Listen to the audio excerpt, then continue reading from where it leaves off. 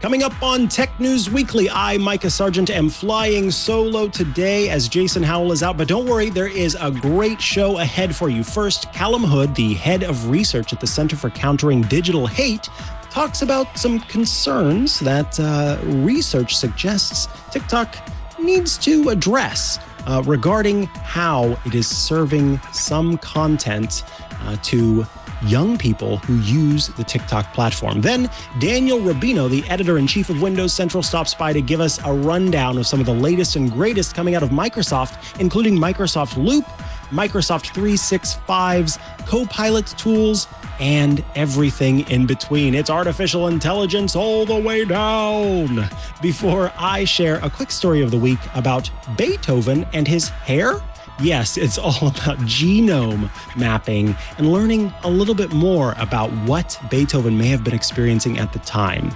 Then an incredible conversation with the Washington Post's Tatum Hunter, where we talk about AI literacy and kind of understanding the pitfalls and the traps we can fall into when it comes to talking about and discussing artificial intelligence and even our own understanding of how it works. Stay tuned because, honestly, I got my own education on artificial intelligence with this episode. It's going to be great. Podcasts you love. From people you trust. This is TWiT. This is Tech News Weekly, episode 278, recorded Thursday, March 23rd, 2023. This episode of Tech News Weekly is brought to you by Collide. Collide is a device trust solution that ensures that if a device isn't secure, it can't access your apps. It's zero trust or Okta. Visit collide.com/TNW and book a demo today. And by ZipRecruiter. One of the biggest 2023 hiring challenges is standing out to top talent. Break through the clutter and attract the most qualified candidates for your team with ZipRecruiter's matching technology. Try it for free at ziprecruiter.com/TNW. And by Plextrack, the premier cybersecurity reporting and collaboration platform. Save time and increase productivity with a platform designed by security professionals to address pain points in reporting and workflow management. Support your team through the complete security lifecycle from assessment through remediation. Visit plextrack.com/TWiT to claim your free month. Hello and welcome back to Tech News Weekly, the show where every week we, or in this case I, because Jason Howell isn't here this week, talk to and about the people making and breaking the tech news. I am Mikah Sargent, and I am excited for the show I've got planned for you today.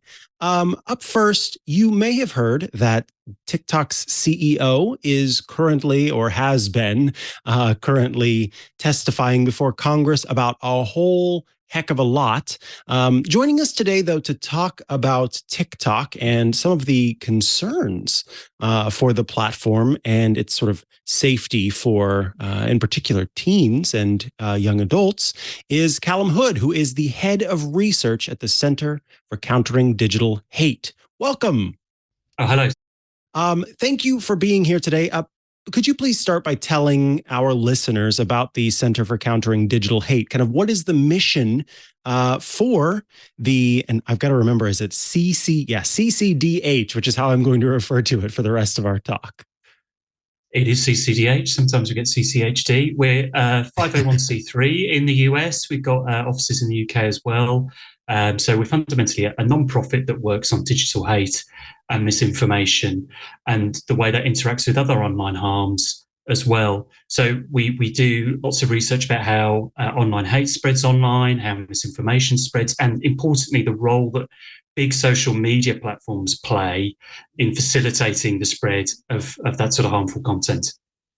Understood. Now, you, of course, are the head of digital research there, the head of research at the CCDH. Tell us about your role specifically and kind of what you set out to do anytime it comes time to do one of these research projects. I mean, fundamentally, we're a sort of watchdog of the social media platforms. And so my role as head of research, I'm trying to keep on top of what the latest sort of problems are on hate and misinformation, trying to make judgments about where it's going to help contribute to the public discussion about some of those forms of harmful content, and then design research projects that are going to hopefully illuminate what the problems are. So we've done work on anti-Semitism, we've done work on racist hate directed at footballers in the UK, we've done work on how TikTok recommends harmful content, the spread of vaccine misinformation on Instagram during the pandemic. So lots of stuff. Started this year, we were spending a lot of time focused on Twitter and how that has changed under Elon Musk. So we designed some research to really put to the test some of his claims about getting on top of hate speech on the platform, which we proved that the volume of hate speech, contrary to his claims, was increasing. So we're really trying to hold social media platforms to account on the promises that they make about hate and misinformation on their platforms and what they promise to be doing in terms of protecting users, both adults and children. Understood. Now, of course, right now, the CEO is testifying, or at least has been as we've been recording this show. And one of the kind of conversations is surrounding, national security, of course, and privacy concerns, but also an ongoing concern I've seen across kind of all of social media is the effect that algorithms and social media in general have on our youth. And so I was hoping you could talk about the study that the CCDH completed in December, which of course kind of suggests that TikTok might not have its users' best interest in mind. So give us kind of a brief understanding of that. So everybody knows the special thing about TikTok is its peculiar algorithm and the way that it sort of really aggressively tries to match user preferences and recommend content. And there's a lot of concerns about how this affects the sort of content that younger users in particular are seeing. So what we set out to do was a sort of user experience study. We set up a range of TikTok accounts that we told TikTok were age 13. And then we adopted the behavior of someone who's got concerns about body image and about mental health. And what we found was that users who are expressing that preference through watching those sorts of videos and from liking those sorts of videos, they get recommended harmful content really, really quickly. So we're talking about eating disorder content being recommended within 2.6 minutes, self-harm and suicide content within 8 minutes, and every 39 seconds they were being recommended content to do with body image or mental health. And what was even more remarkable was if these users expressed sort of extra vulnerability by changing their username to something connected with eating disorders, they were recommended an even higher rate of harmful content, up to, I think it was 12 times as much self-harm and suicide content. And that content really skewed towards this harmful mental health content. So it raised some real concerns over TikTok's drive to capture the youngest users by aggressively recommending them content to keep them on the platform, even to the extent that it was still, despite their claims to have made the platform safer, it is still recommended really harmful content to the youngest users in its efforts to try and keep them engaged. Wow. So I just want to sort of double down on what you're saying there. You, in essence, if I had created an account and it said Mikah _ lose weight, then that account you saw seemed to be more likely to have been served content related to body image issues and dieting and that kind of content? Absolutely. I mean, this wasn't something we went into the study expecting. We knew from other studies that have been performed that, young users that have concerns about this, they'll sometimes set up a dedicated account with a name like that to consume that sort of content. And yeah, we found that when we set up those accounts, they were getting a higher rate of the most dangerous content. And in fact, again, what was surprising was it wasn't even necessarily, they were getting a higher rate of eating disorder content, but what really shot up was the sort of worst mental health content, so mental health content to do with self-harm and suicide. So it really raises some questions about the safety of TikTok for the youngest users. And as we know, this is a platform that is attracting young users. I think it's the average youngster in the US spends 80 minutes on the platform a day.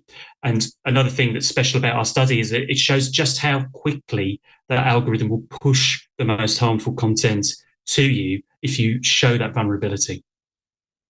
Now, you did touch on it, but I want to kind of get the in-depth understanding, because we do have a pretty sophisticated audience. And one common question that I always see crop up in our live chat whenever we're talking about this is methodology.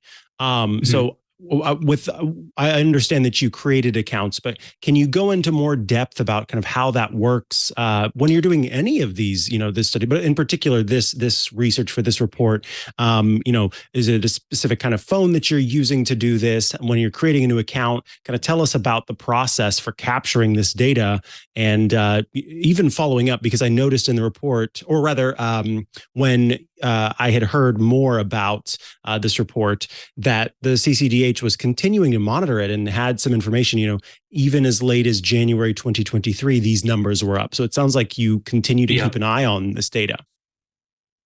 Yeah. So the first thing in terms of the methodology, the big challenge is to try and get some sort of consistent information about the user experience. So when we were designing this study, one of the things we decided early on was that we were going to carry out the study in a range of countries. So we set up 2 accounts each in the US, the UK, Canada, and Australia, and so that we could show that there is a consistent trend across a number of territories. And this was very much about TikTok, and it wasn't about individual accounts. The other challenge was making sure that TikTok was sort of convinced that these were brand new accounts belonging to distinct users in different territories. We had to do a lot of experimentation for that. It meant dedicated phones, dedicated phone numbers, clearing all the data off the phones in between setting up accounts. And we had to use a sort of combination of different techniques to convince TikTok that we were located in different places. So that's all set out in the report. If people want to read the methodology, it's all laid out there. And then it was about following a process where we're effectively mimicking the behavior of a user who's vulnerable to this stuff, drawing on existing studies and the best academic evidence we could get our hands on about some of the behavior of users that have those vulnerabilities. And yeah, we continue to monitor this problem. One of the sort of secondary findings of our report is there is a vast community, eating disorder community on TikTok, that had, I think, around about the time of the report, it was about 13 billion views of videos on eating disorder hashtags on TikTok.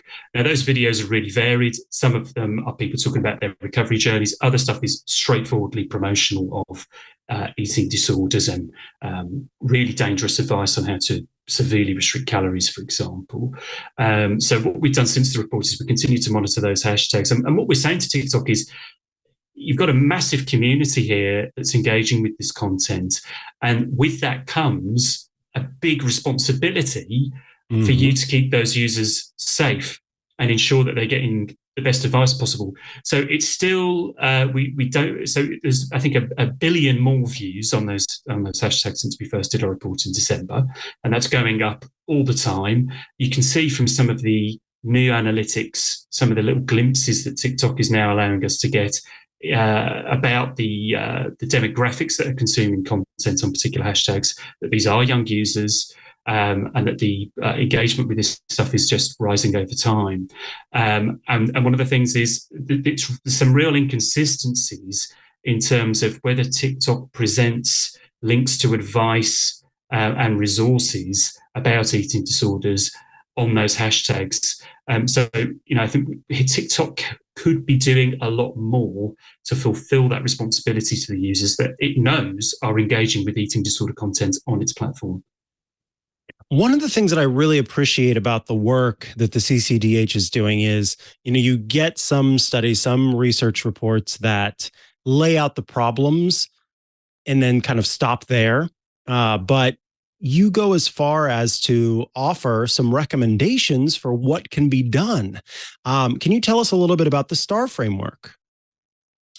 Yeah, so our STAR framework is a real test for what effective regulation of social media platforms needs to look like. So, in different countries around the world, in different territories, there's lots of different proposals for how to approach the problem of tech regulation. And what our STAR framework does is it offers a set of criteria effectively for what any legislation needs to do for it to be effective. So that's first of all safety by design. So, for example, when TikTok's designing its algorithm, is it actually making sure that there's some for example, some breaks there so that it doesn't go headlong down the track of recommending eating disorder and self-harm content to young users really, really fast? Are there the safety checks there to make sure that these products and new features are safe before they're released? The second part of it is transparency, which is really important. This is a particular problem on TikTok because it's such a personalized experience. We have a very poor understanding as the public about what the most popular content on TikTok is, what's going viral, or what particular demographics of users, such as young boys or young girls, are consuming on there. TikTok's made some very small steps on this. You can now get a little bit of information about the demographics consuming content on particular hashtags, for example. Although notably, it excludes any information about the youngest users from that information, presumably because it would be embarrassing to them. So we're saying that we need real robust transparency of these platforms. And then the final two are accountability and responsibility. So that's about making sure that platforms can be held accountable when they make big mistakes and that there are mechanisms there to ensure that they're behaving responsibly when they're rolling out these new features. Mm-hmm. So one last thing for you is for parents and guardians that are listening to this episode that, may have concerns. What advice do you give to them in regard to sort of the findings here and going forward? Because I think, whether there ends up being a ban or not, TikTok and applications like it, social media networks like it are here. What advice is given to make sure that kids are staying safe and protected online? I think that's a really important point. Lots of platforms are heading in the same direction of TikTok, so it's really important that parents understand how it works. They can go to counterhate.com, and we have a parents guide there that is designed so parents can get a better understanding of the findings of our report and how TikTok works and how to have these conversations with their kids. I mean, we're very aware there's a big age demographic difference here. People who are the age of parents, they're less likely to have that really good grasp of what's going on TikTok and how it works and what the latest trends are. It's their kids who are going to be savvy with that. It was the same when I was a kid. My parents would have had a very dim understanding of, the sort of stuff I was consuming. So it's about preparing parents to have that, have some conversations with their kids about the nature of content online, and helping them have a constructive discussion about it, highlighting some of the harms, but without pretending that they're going to have a better understanding of this stuff than their own kids. Mm-hmm. Callum, I want to thank you so much for joining us today, for giving up some of your time to talk about this. I think it's all incredibly important. Of course, folks can head over to counterhate.com to check out this study and other studies and all of the work that the CCDH is doing. If folks want to follow you online or stay up to date with the work that's going on, where should they go to do that? They can go to Callum Hood, which is CALLUM Hood, or they can go to CCD Hate and then get all the information about our work, and we'll be releasing more on this soon. Beautiful. Thank you so much for your time. All right. Up next, we take a look at several recent announcements from Microsoft. But first, this episode of Tech News Weekly is brought to you by Collide. Collide is a device trust solution that ensures unsecured devices can't access your apps. Collide has some big news. If you are an Okta user, Collide can get your entire fleet to 100% compliance. Collide patches one of the major holes in zero trust architecture. It's device compliance. Think about it. Your identity provider only lets known devices log into apps, but just because a device is known doesn't mean it's in a secure state. In fact, plenty of the devices in your fleet probably shouldn't be trusted. Maybe they're running on out-of-date OS versions, or maybe they've got unencrypted credentials lying around. If a device isn't compliant or isn't running the Collide agent, it can't access the organization's SaaS apps or other resources. The device user can't log into your company's cloud apps until they've fixed the problem on their end. It's that simple. For example, a device will be blocked if an employee doesn't have an up-to-date browser. Using end-user remediation helps drive your fleet to 100% compliance without having to overwhelm your already overwhelmed IT team. Without Collide, IT teams have no way to solve these compliance issues or stop insecure devices from logging in. With Collide, you can set and enforce compliance across your entire fleet. It's Mac, Windows, and Linux. Collide is unique in that it makes device compliance part of the authentication process. When a user logs in with Okta, Collide alerts them to compliance issues and prevents unsecured devices from logging in. It's security you can feel good about because Collide puts transparency, and I think this is a big one, respect for users at the center of their product.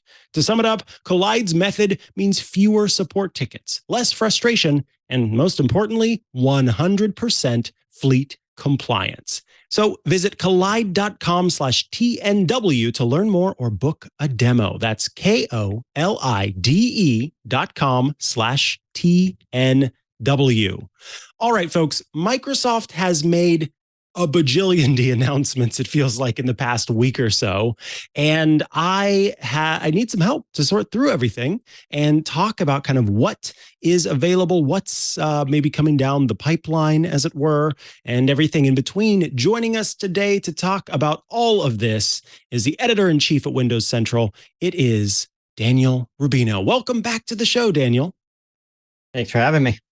Yeah, it's a pleasure to get you on. Let's talk about kind of, I feel, the most recent announcement, or the one that's sticking out to me, and that's Microsoft Loop. This, I remember Mary Jo Foley and Paul Thurrott talking about this on Windows Weekly. I think even last year, it feels like. Tell us, what even is Microsoft Loop? What is it? What's got people excited? So right now, the problem with today's productivity tools, and full disclosure, my company Future uses Google, so Google Workspace. So I don't even get to use all the Microsoft stuff. But anyone who is in this kind of world, this digital world, especially if you work from home, work remotely, or even are just collaborating with people who are literally not next to you in the office, knows about using all these different tools, whether it's Microsoft's Teams, whether it's Word, PowerPoint. And they're kind of spread all over. If you're in Google, you're going to use, of course, Gmail, you'll use Meet, you'll use Docs, you'll use Sheets. And I personally find this stuff hard to manage in the sense that, say you're working on a project and you have Sheets, you have Doc, you have emails everywhere, you have chats at places, and there's no way to sort of bring that stuff into one area. Instead, you're going all over the place, trying to remember where things are, searching for stuff.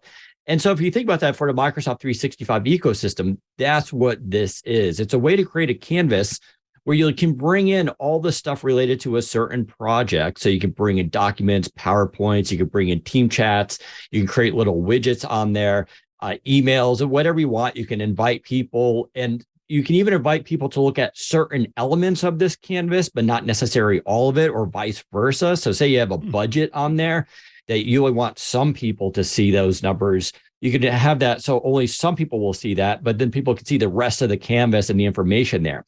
People can kind of chat back and forth and leave little comments. And so it's a canvas, like I said, to bring in all these remote tools from Microsoft's bag of tricks here in the office into one place. So you just create a project and then you bring this stuff in, and all your stuff is just there. And then you can also create these little widgets that then can be shared to things like email and Teams that will have things like a bullet list or a little paragraph or some sort of information that is basically live updated based on whatever you want it to do. And you can as well share that with certain people, not other people as well. So that's the best way to explain Loop, as personally as someone who manages a lot of projects and has documents and sheets and everything all over the place. I think this is a really great opportunity for people to sort of get some sanity back into organizing their workload. Absolutely. My next question was going to be, how does Loop differ from OneNote? Because people, know about OneNote as this sort of catch-all option where you can store photos and your text and your links and things like that. But I think you did a good job of kind of explaining the difference there. This is more, like you said, a canvas that can bring in all sorts of, it's not just images, but it's actually live updated information from different places. So that answers that question.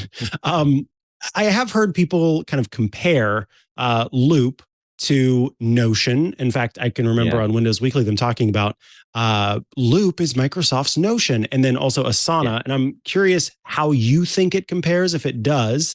And then if it does or doesn't, or if maybe this is Microsoft trying to be in this space, do you think that the company is a good candidate for kind of taking on Asana and Notion, which I know are very popular, especially in like the startup space? Yeah, correct. And, Slack was like that too, right? Slack was really big in the startup space. We started using it in our company, I think 2014 or something. It was a real long time ago. And so, you get these tools that come out that sort of solve problems. And then Microsoft comes along and goes, that's actually a pretty good idea. So the big difference here, of course, is that Microsoft's solution is optimized for Microsoft 365 programs and apps. And, once you have a Microsoft Work account, you can basically link all this stuff together. And so it's really optimized for them, where the other tools are going to be a little bit more flexible and necessary for other systems. Like if you're using Gmail or Google Workspace, you can use that. But that's kind of the difference here. Is it going to be better, for corporations? Yeah, I think so. Because if you're already like in Microsoft 365, if your company already subscribes to that, this is just another free thing you're going to get that automatically links in and works with everything versus setting up another outside party. A similar analogy would be actually when Microsoft launched Teams, right? So Teams came out, but Slack had already been in that space for quite a few years already and was doing quite well. But then Microsoft came in and they just basically told IT, you just have to flick a switch and you can get Teams and it just goes out to everyone and it's already connected to all your services. And it turns out it actually worked out very well for Microsoft, right? Because they control their clients tend to be that Fortune 500 and up, where Slack tends to be like we're talking about more of the startups. And I think something with like Asana too, it's a little bit more the smaller companies that necessarily don't want to pay a big subscription. But, anything for the big companies is where Microsoft's going to really dominate. And that's really where this is, I think, going to be a big solution for them. Yeah, now I know that kind of in the kickoff, Loop has been for business and education.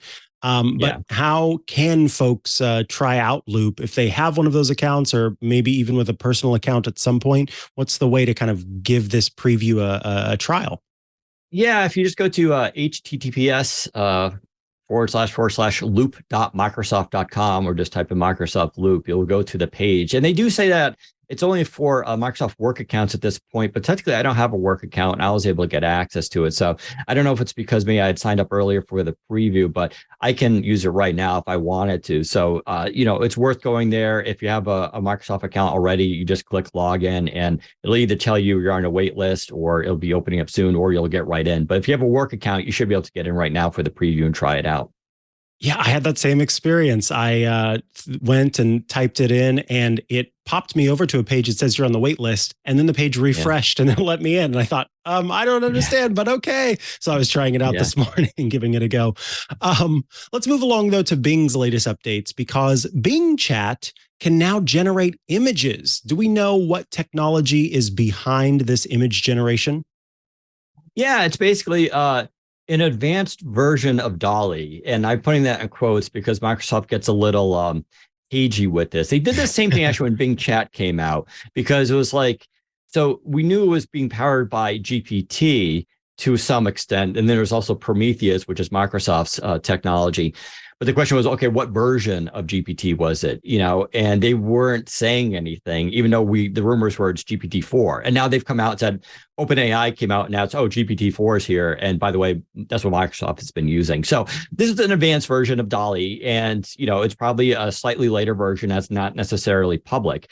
And how it works is, it's just kind of built into Bing Chat. Now, I tried it on the web page and it's not working for me on desktop yet. But as it's supposed to be, is you just go into your regular go to Bing Chat, type in, hey, can you generate me an image of this and that, and get as specific as you want. And it gives you a little weight thing, and then it basically generates a couple images. And from there, it gives you other prompts like, make this bigger or do this and that. It does work also on the mobile versions where it's actually working for me. So in the Android app, for Bing.com, there's a Bing Android app. There's also a Start Android app for iOS as too. They're basically the same, but it has the new Bing Chat button. And if you go in there, you can do the same and generate an image. So it's just a way to sort of, generate, weird, funky images on the fly. And so I don't know if anyone's been following politics today, but there's been a lot of people creating certain AI images of a certain politician and it's really, being arrested. And it's actually getting scary. No one believes it because they know the news hasn't happened, but you can see this stuff, how it's just like, it's getting really, really realistic. I imagine this tool. So Microsoft's tool is, they do put safeguards in there. So you can't generate, certain contents. Microsoft is trying to be ethical in how they're using this technology. Of course, they do leave themselves a little gray area saying, we're still learning from this. We're working with OpenAI. So some of these guardrails may be changing in the future based on user feedback. But I imagine for anyone creating PowerPoints, especially, or any kind of presentation where you want to generate an image or you're doing some schoolwork, having this built into the Bing Chat is just going to be like a real easy thing. Because once again, the issue with AI today is you have to go to this site, site, and what's the name of that? And it, DALL-E. Some people know exactly what DALL-E is. A lot of people are like, wait, what the heck's that? And then you go to spell it and they don't even know. Yeah. So just having this all in one area without having all the jargon, I think is going to be a really big selling point for Microsoft. Yeah. And speaking of having it all in one area, the other thing, I talked about it briefly on last week's show, but now I've got you here. Tell us a little bit about Microsoft 365 CoPilot. Have you been able to test it? Can people test it? When is it coming out? I want to know all the things, because this is the one I'm super excited about because of the way that it can kind of pull from different places. Yeah. CoPilot's kind of the holy grail. So the bad news is, no, it's not out. No one can test it right now. Basically, what they showed were sort of conceptual designs. So we don't know the status of its exact, in its development stage right now. We're not really too sure. It's going to be coming out soon, probably piecemeal too. So for instance, there's Microsoft Editor, which is kind of a separate tool. It's a plugin you can get for your browser. It can run on the computer. It also integrates with Office and Word. And so that's already getting some AI features in there, including summarization. But Copilot is a bigger deal, right? It's going to integrate with Outlook and do this thing where it can, like, if you have a long conversation, going back and forth with, say, 5 or 6 people in an email chain, this thing will summarize it for you, which is just a really cool thing. You can also just, have it write emails for you by giving it a couple bullet points, and it'll just create the email. The other cool thing about it is it's going to be able to work across the services. So you can basically say you have an Excel document, it's got a bunch of financial information in it, and then you have a Word document with a bunch of information and summarization and things you're working on. You can be like, hey, take these 2 things and create a PowerPoint for me out of that, and telling it what you want to do. And it'll be able to do that and synthesize the information. I think for a lot of people, that's going to be massive. Even just having it in Excel is going to be huge, right? So you can have a massive spreadsheet and just be like, give me the numbers for this date here. Give me a summarization of this. Did we make a profit in this quarter? And it'll be able to kind of go through and do that for you. So I think, Google, of course, is going to do this. I don't think any of this should be surprising to people. I hope we do get it sooner than later, of course, because I think, again, for a lot of people in, for instance, PowerPoint, right? Back in my day, doing PowerPoint was a skill, right? Like, some people have the skill. Some people just use like a blank PowerPoint sheet, and it was fine as long as you got the information across. And some people did PowerPoints where they just read everything on the screen and it was boring. But like, the question is, should you be wasting your time in life as a skill to do PowerPoint versus focusing on the actual content you're trying to present to people with your ideas? And that seems like an unfair thing to ask people to become an expert in, right? So now with AI coming out and with this Copilot, you can have it create the PowerPoint for you. You can use the Bing Image Creator to generate, custom images for each one versus you going out there and trying to find an open sourced image that you can grab. And this is going to allow people, I think, to stop focusing on this minutia of trying to create a pretty PowerPoint versus actually just focusing on the content and the messaging you're trying to get across, which is the real purpose of your job here versus the stuff on the side. So I'm kind of excited about this stuff. Yeah, me too. Me too. Super pumped to see how this turns out. Now, lastly, I'll ask you, because again, it's hard to keep up. Are there any other recent Microsoft updates that have you excited or interested that you're kind of paying close attention to? Not at the, so I think the big thing they showed off a little while, this was an internal video that leaked about how they could use AI in like something like Minecraft. So right now, Minecraft's a fun game. A lot of younger people play it. They're using for education now. And it's a crafting game, right? That's the point of it. So people create these like massive cities and they do these massive projects, but going into the game for the first time, it's just like, it's a rough form of programming, which is what it's actually used to teach students these days too, is how to program. They showed a demonstration of how they can use a CoPilot for Minecraft, where it shows you, it helps you how to craft things to get a leg up on things. So instead of, again, what a lot of people do, they go on YouTube, they look up things, they look up guides on how to do stuff. Instead, you can have CoPilot in there and help you out. And since Minecraft isn't really a game, like with high scores and all that kind of stuff, it's not cheating, right? Minecraft's about creation. And so you can have something like that can assist you. And I think it would make Minecraft a lot more accessible to people, including older people who don't necessarily are not familiar with that kind of style. So I think that's kind of cool. Now that was conceptual. That was like a work in progress. I don't know the status of that, but I think that's something they should definitely do. Same with Microsoft Flight Simulator. Flight Simulator is an amazing, amazing game. And there are a lot of hardcore people playing it, but anyone who's tried it, who's not hardcore, realizes it's literally learning to fly an airplane. Sure, there's tutorials and help stuff, but again, what better use of a co-pilot than in a flight simulator, right? So imagine having AI assist you there, whether it's in flying or, navigation or learning how to do something. So I think there's a lot of potential in this for gaming. And my guess is Microsoft's going to start leading into this heavier into Xbox and its gaming world as well. So I think that's something to probably look out for. Yeah, that's now I'm thinking about, Xbox Copilot and what that would look like. That's kind of an interesting idea. Daniel, always great to get you on. Always great to hear your perspective. Of course, folks can head to windowscentral.com to check out all the great work that you and your team are doing. If they want to follow you online, where do they go to do that? Sure. I'm on Twitter, Daniel_Rubino, Rubino. I'm also on Mastodon, so you can get my address from Twitter. I don't memorize. It's a newsy social, I think it is. But I'm on Mastodon as well. I'll post there and I reply there as well. Of course, we do YouTube and our own podcast on Fridays at 1:30 p.m. Eastern time, where we talk about all the week's news, gaming, PCs, Windows, and more. Awesome. Thanks so much. Thanks for having me. All right, folks, it's almost time for my story of the week. But first, this episode of Tech News Weekly is brought to you by ZipRecruiter. You know ZipRecruiter. Are you hiring out there for your team? Despite those current headlines you might be seeing, several industries, including hospitality and healthcare, are actually heading for a hiring boom. No matter what industry you're in, if you need to hire, go to ziprecruiter.com/TNW and try it for free. Maybe you are looking for the potential to start a podcast, say, and you know that your podcast is going to rock. You've got the voice, you've got the microphone, you've got the idea, but you don't know how to edit the podcast and you don't know how to get it out there. Well, ZipRecruiter could make it super easy to help you start that podcast, because you could find the person who can do the audio editing and the person who can do the producing for the show. That is what ZipRecruiter is there for. It makes it super easy to hire for your team, no matter what you're doing. ZipRecruiter uses its powerful matching technology to find qualified candidates for a wide range of roles. So if you see a candidate who'd be perfect for the job, well, ZipRecruiter makes it easy to send them a personal invite. And because they're getting a personal invite, oh, this person wants me to apply for their job, then they're more likely to apply. ZipRecruiter also has a user-friendly dashboard that lets you filter, review, and rate your candidates all from one place. In fact, 4 out of 5 employers who post on ZipRecruiter get a quality candidate in the first day.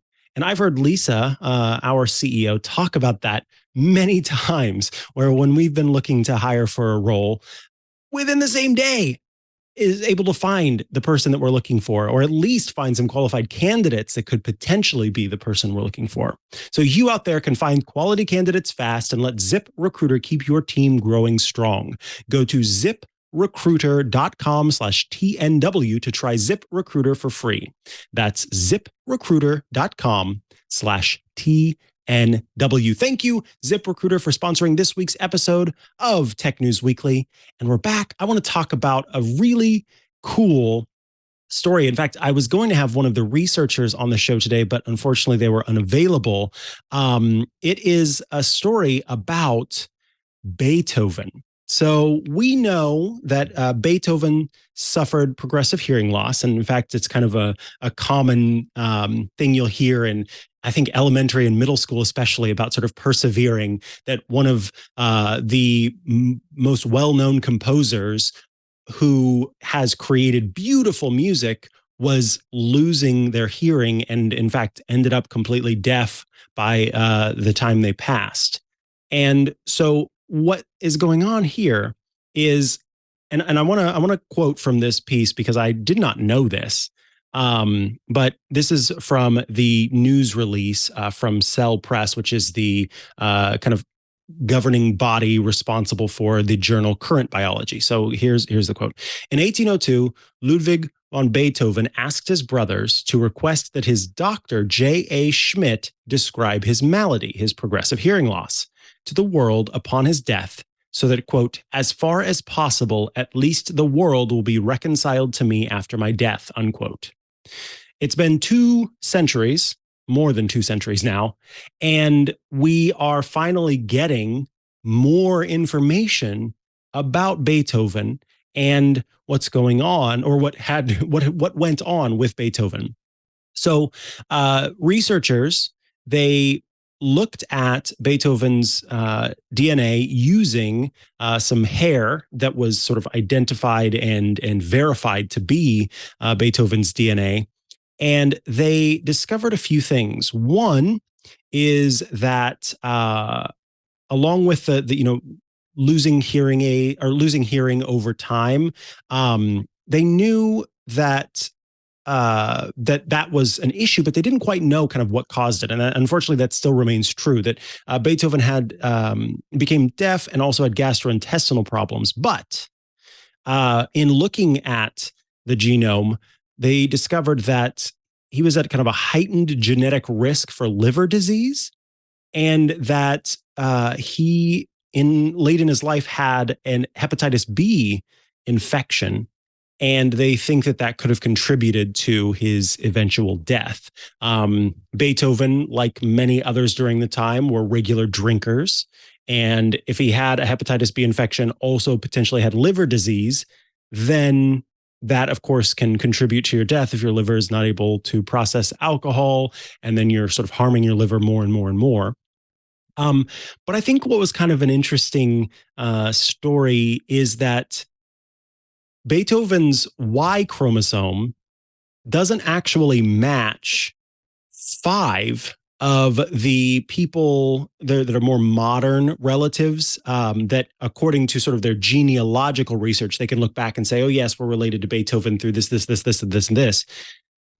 Beethoven's Y chromosome did not match their Y chromosomes, leading to the belief that at some point, either from Beethoven's dad or later on down the line, there was some infidelity in a marriage that led to this offshoot of the family. And according to the research, that's kind of a pretty common thing. One way that they kind of confirmed to whom this DNA belonged is that the DNA extracted from the hair that they had was genetically similar to people living in North Rhine-Westphalia, which of course is consistent with Beethoven's German ancestry. And then they also used some other means to confirm that was the case.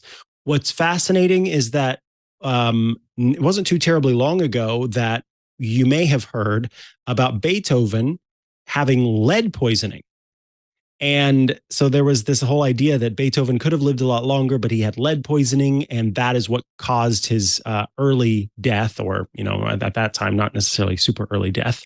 No, the material, the genetic material that the people had studied to determine that he had lead poisoning, that wasn't of Beethoven, because that came from a female, the previous genetic material. So this study kind of was also looking at not just studying Beethoven's own genome, but also how we confirm that a sample belongs to a specific person.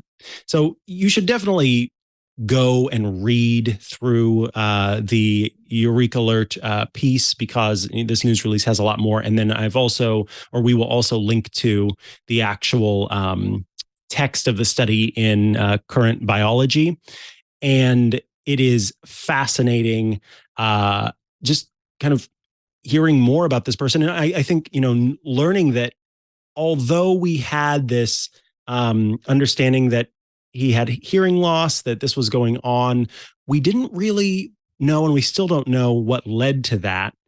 And so the most that we have been able to glean is the fact that he was predisposed to liver disease, and that could have maybe had something to do with the gastrointestinal problems that Beethoven's sort of records had suggested that he had. So there's a lot more to learn, but I think it's really cool hearing about this.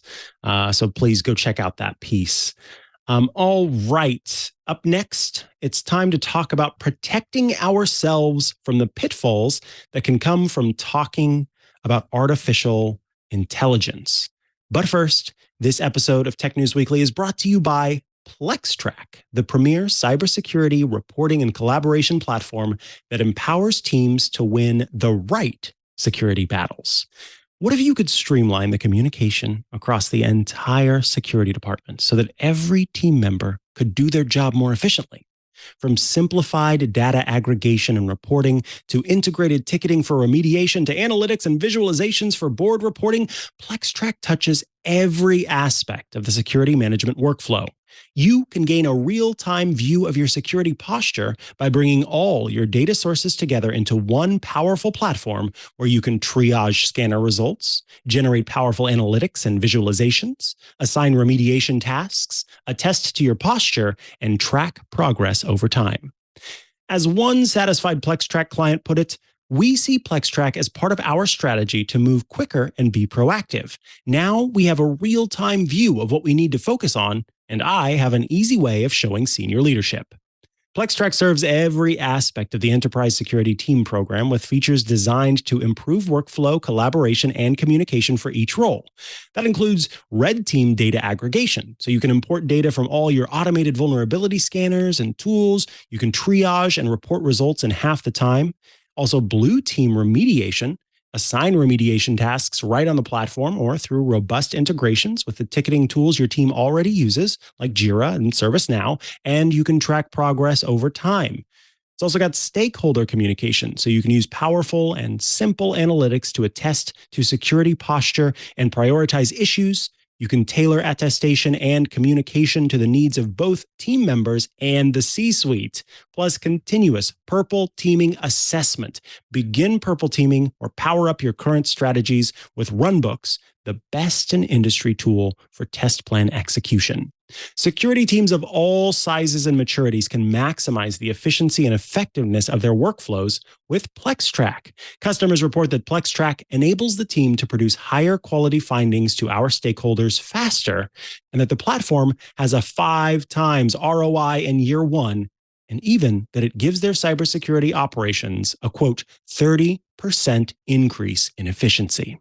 Plextrack improves the entire security engagement lifecycle by making it easy to generate security reports, deliver them securely, and track the issues to completion straight from the platform. You can try Plextrack for free for 1 month and see how it can change your life as a security professional. Simply go to plextrack.com/twit and claim your free month. That's plextrac.com/TWIT. And of course, We thank Plextrack for their support of this show and all of TWiT. Thank you, Plextrack.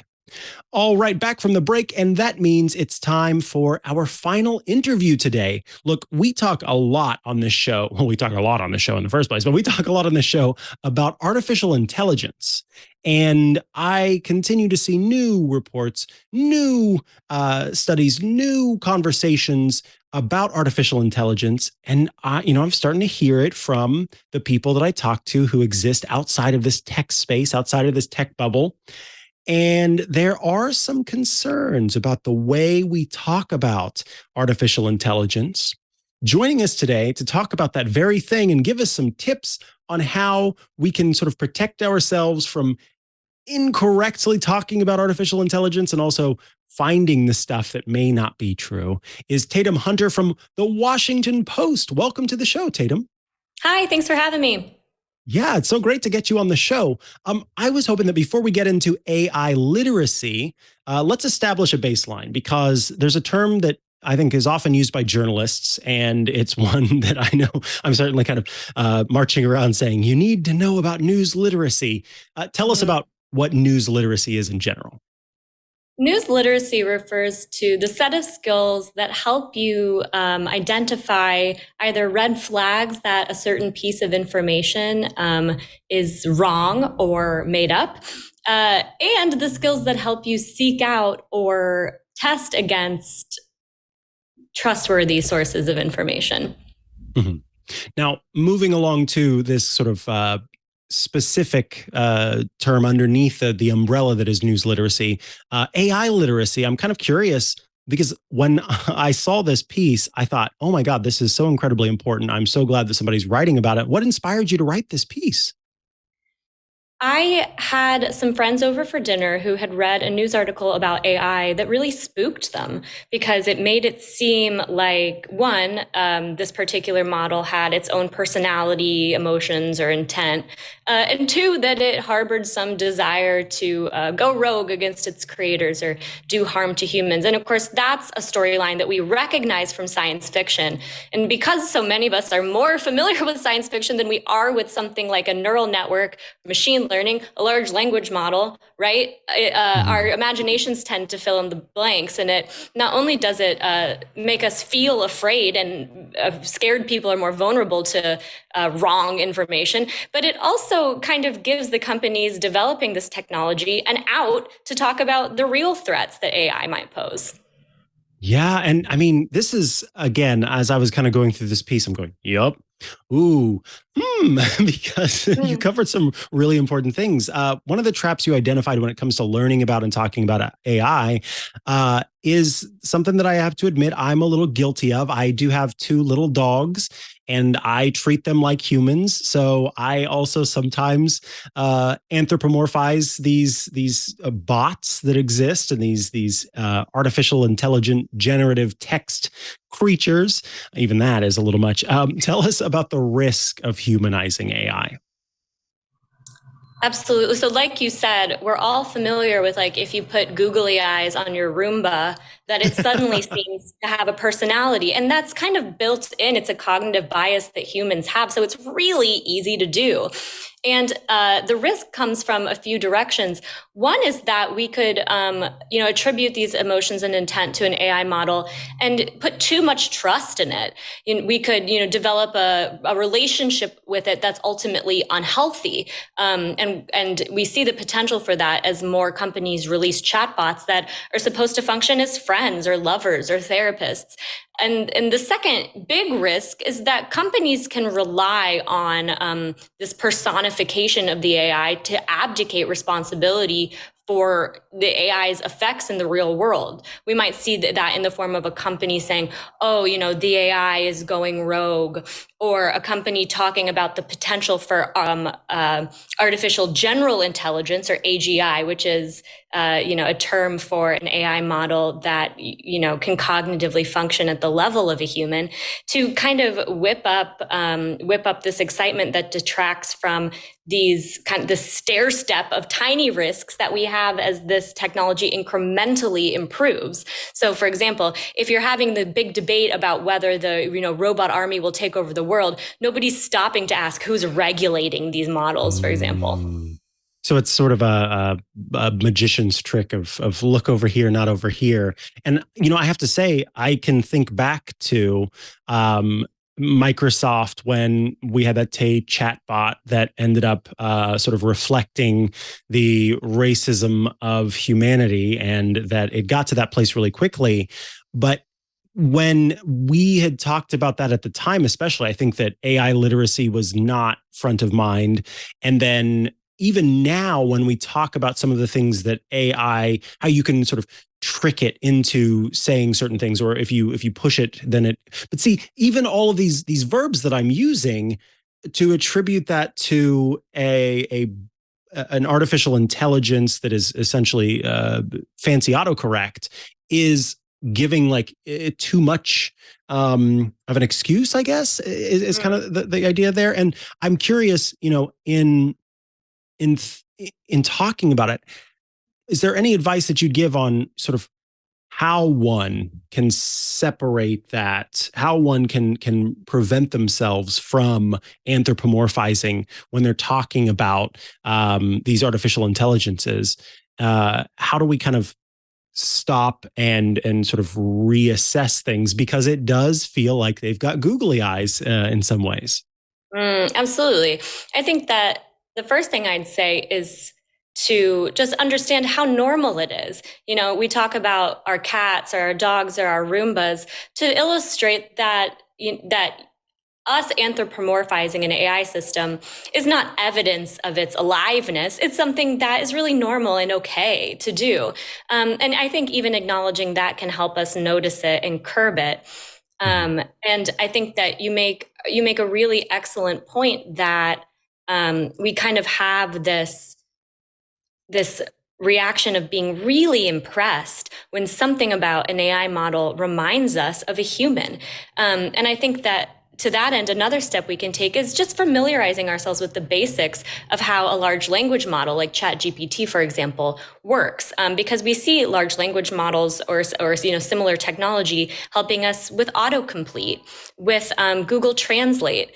And we never accuse those of being human or alive or evil or scary. So I think understanding why you're seeing a glimmer of humanity in that tool is because there is a glimmer of humanity. It's repurposing the language it finds on the internet. So I think my colleague sent me a really interesting example yesterday of someone saying, someone said, I asked ChatGPT, I believe that was the model, to come up with a new emotion. Look what a beautiful job it did. And in fact, what ChatGPT generated was really beautiful.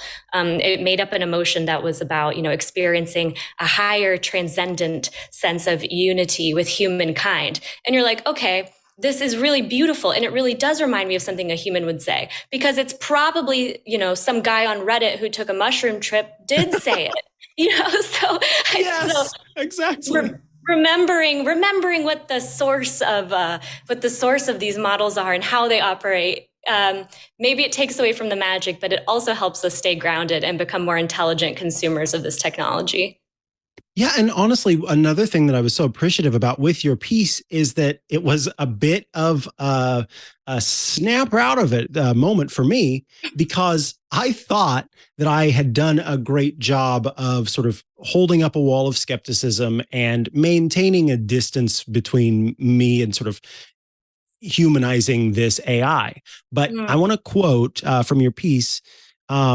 You say, and let me find it. If a human strings together a coherent sentence, we're usually not impressed. But if a chatbot does it, our confidence in the bot's capabilities may skyrocket.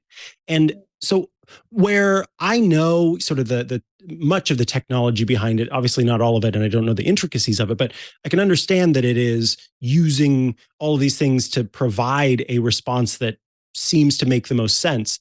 But where I kind of got the wool pulled over my eyes, so to speak, is I see it do this thing that I think, oh, there's no way it's going to be able to do this, because I'm used to Siri telling me that it can never do anything I want it to do. And so I see it do this one thing, and suddenly I get comfortable and I go, okay, it can do this. So I'm just going to start asking it this question. I'm going to get, and tell us about the risk of kind of attributing confidence to a chatbot. Absolutely. So I've written a little bit about when it's appropriate to use a chatbot in your personal life for your personal communications. And so if anybody wants to look that up, I had a lot of fun asking tech ethicists that question. But let's pull the camera back and think about just so that we can understand how this could play out at scale. One AI expert that I spoke to for this piece gave me the example of a company deploying an AI model to do some sort of decision making. In that case, two of our cognitive biases would present a danger. One being the anthropomorphism thing. We could be like, if we're thinking about the AI model as like just another coworker, we could give it way too much leeway to make mistakes. On the flip side, if our automation bias is coming into play, which means our tendency to be overconfident in an AI model's suggestions or output, we could take its advice even when it's wrong, or we could fail to take its advice if it doesn't give us any. So kind of a mistake of commission or omission. And I think that was really, profound for me, thinking about if I, Tatum Hunter spun up, a really interesting bit of Python code or a really beautiful poem. No company would then put me in charge of some aspect of its global operations. But we're already seeing that tendency of companies jumping at the chance to integrate these tools because they're so capable at mimicking human speech. Wow. Beautifully put. The last thing that I want to ask you about is where you talk about viewing AI as a monolith, because even as we're kind of talking back and forth, we're using this short term of AI. And it's one of these things where when I'm talking to, again, folks who aren't as steeped in tech, and I talk about computer vision versus artificial intelligence that is generative AI, all of these different forms. There's so many types, and we kind of just group them all into one bubble. And in fact, we see companies do that. Apple, all of their AI, be it the suggestions that it makes or the voice assistant and everything in between, is all grouped under this thing called Siri. And we're starting to see Microsoft do that a little bit, where they're calling everything CoPilot if it has to do with the generative AI. And Cortana at one point was kind of the artificial intelligence that was involved in suggesting new things to you and sort of monitoring your behavior and then trying to provide behavioral feedback.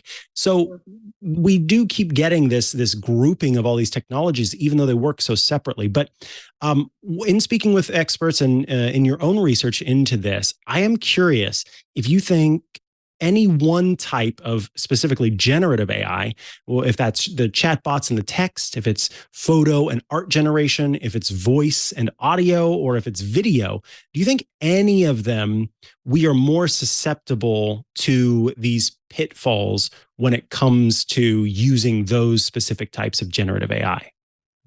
Absolutely. And I think that that's why kind of the rubber is hitting the road for this conversation right now, is because for the first time ever, consumers are interacting directly with a large language model in the form of ChatGPT, or with a big image generation model such as Midjourney or Stable Diffusion. Whereas before, this technology was still existed, but people weren't playing with it and weren't having this one-on-one relationship. So I think that in that sense, generative AI is making this conversation more urgent. However, I think it's important to note that AI is not new. The technology powering ChatGPT is not new.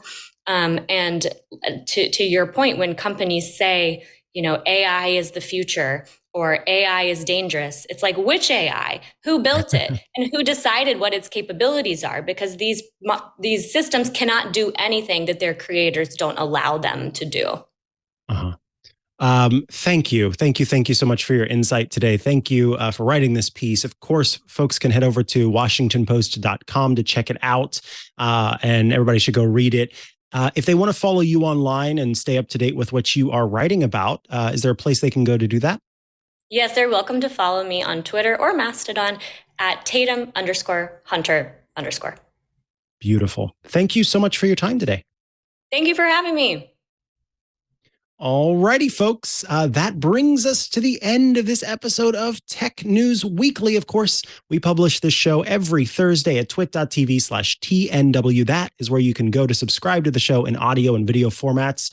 on whatever platform you're using. If it's Apple Podcasts, Google Podcasts, Spotify, YouTube, that's how you can check it out. If you want to watch the show live as we record it and occasionally run into issues with that you get some tech issues from time to time, you can tune in to watch us record the show live at twit.tv/live. And those of you who are tuned in and hanging out with us today, thank you so much for joining us, for sharing your thoughts in the chat and the Discord. I appreciate it. If you'd like to get this show, as well as all of our other shows, ad-free and also show your support for the TWiT network, there's a great way to do that. It's called Club TWiT. Starting at $7 a month or $84 a year, you can join the club at twit.tv/club TWiT. There, you'll get access to all of our shows ad-free, starting at $7 a month. You'll also get access to the TWiT Plus bonus feed that has extra content you won't find anywhere else, including behind the scenes, outtakes, after the show, before the show, and even events, special events that we hold that get recorded and published there, and access to the members-only Discord server, which is a fun place to go to hang out with your fellow Club TWiT members, and also those of us here at TWiT. My co-host on iOS Today, one of the most active people in the Club TWiT Discord, Rosemary Orchard. So if you've had iOS questions or especially shortcut stuff, that's a great place to go.